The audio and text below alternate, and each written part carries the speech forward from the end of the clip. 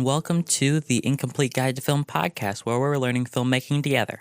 I'm your host, Alex Pinnell, and today we're going to be talking about finding your audience. Finding other people who want to do filmmaking, who want to make filmmaking their career, has been something that's been an issue for me for a couple of years now.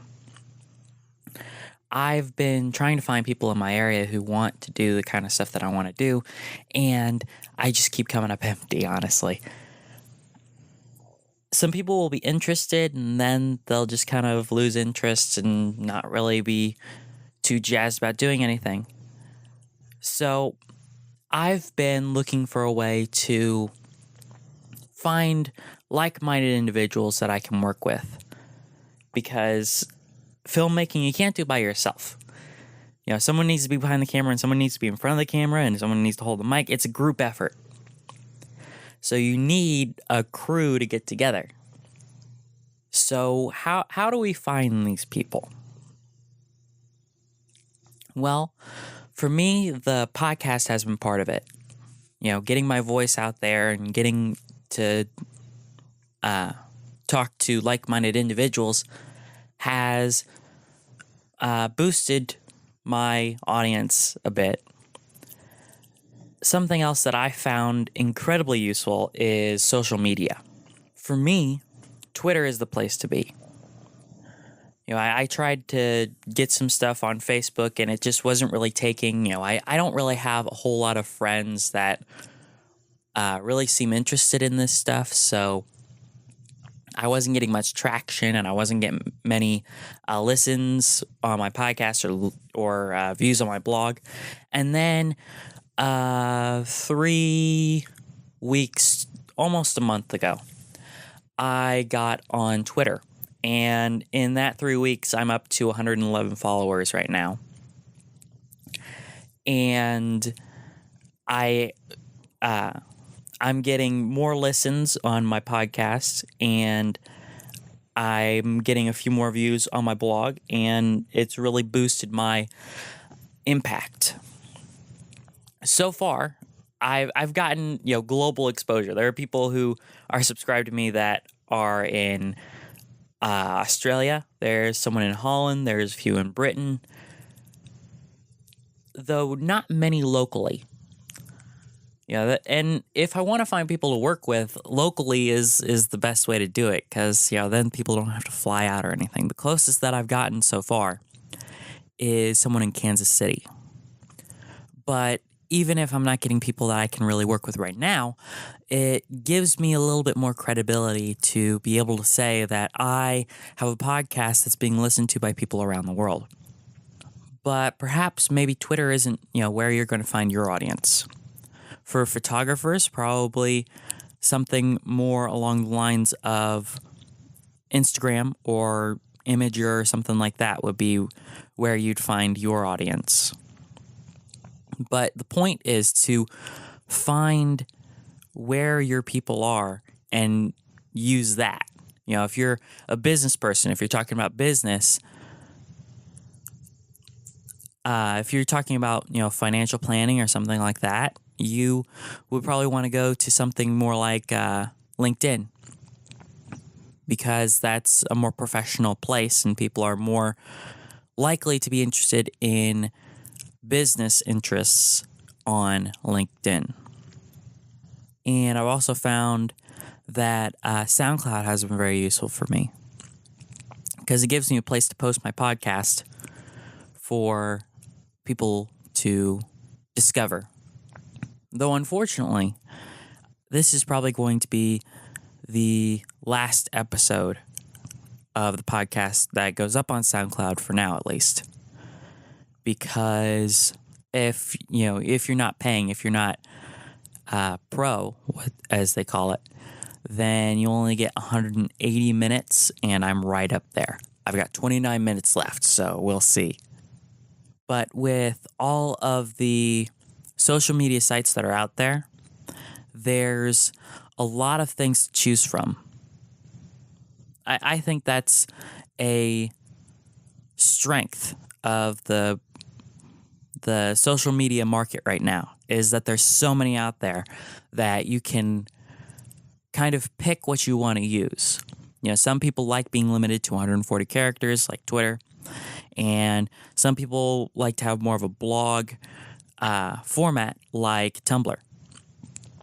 There's something out there for everybody. There's ones for people who want to say stuff but don't want necessarily to be credited with saying it. Whisper, where you just kind of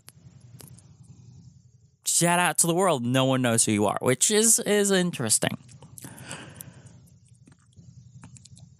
It's an interesting concept because sometimes there's some things that you want to say that you maybe even can't say to people around you. But anonymously, you can get that out without, causing any hurt feelings or something like that. Whatever whatever would be caused by that statement.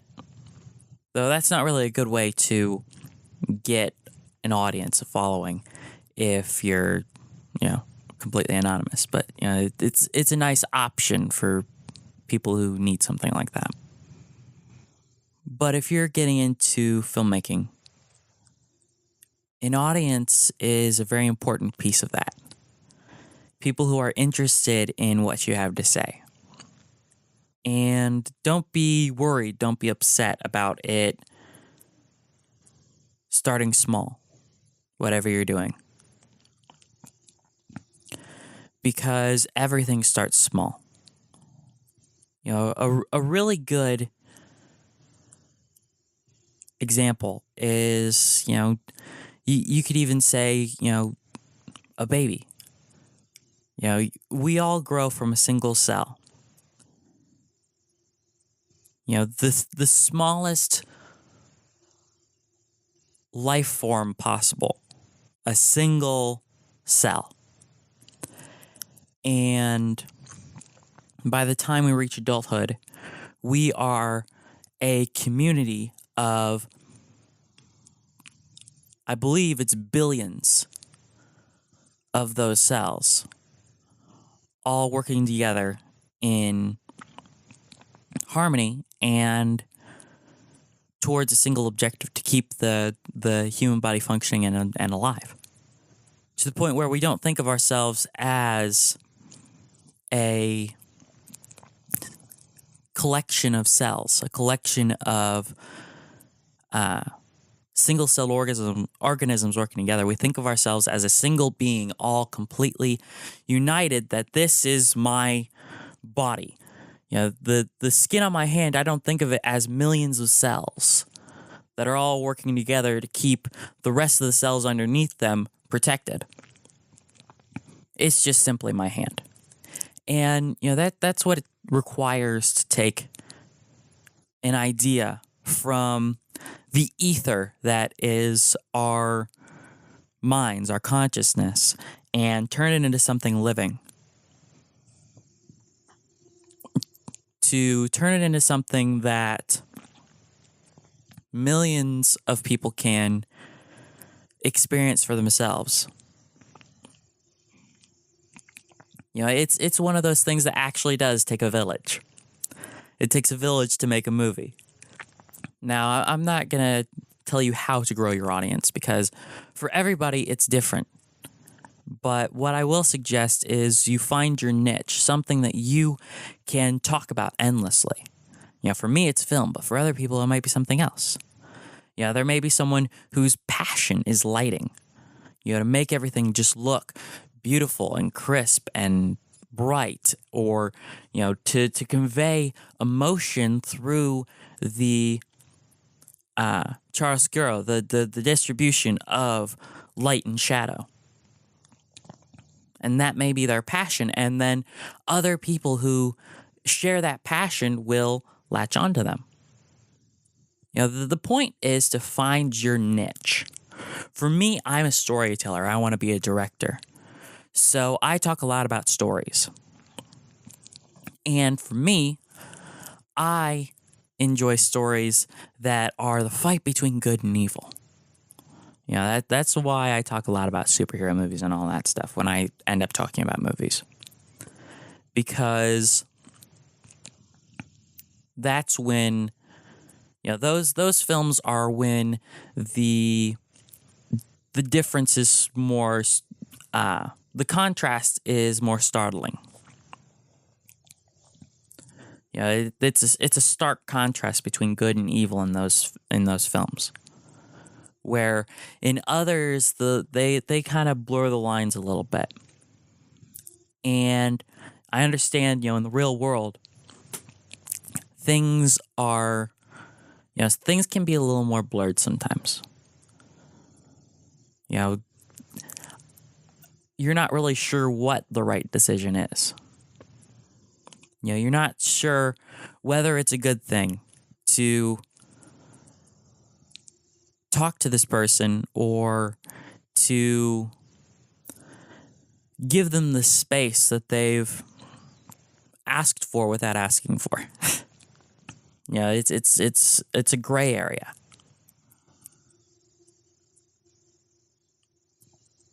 There's no stock answer. It's judged by the situation.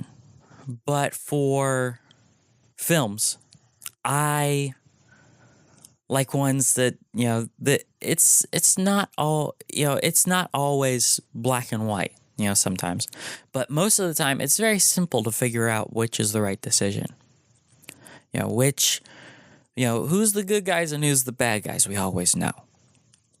So that's my niche. That's what I always talk about. I talk about storytelling. And my journey as a filmmaker,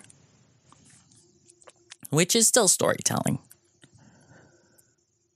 But I try to lay out these podcasts in a story format somewhat. I'm still learning. I'm still figuring out how to do this, but that's what I try to do. But finding your niche will yield to you a more loyal and a better audience. Not necessarily bigger, but a better audience than trying to do everything well. I don't talk about lighting a lot. But that's because lighting isn't necessarily my passion. I see the use for it and I appreciate it when it's very well done. But it's not my passion. So I don't really, talk about that. I go to my niche. My niche is storytelling. My niche is telling everything as a story. Because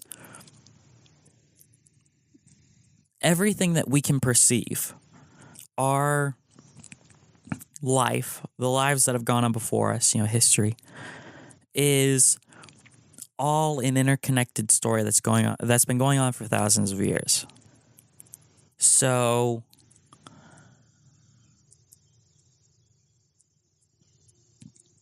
storytelling is a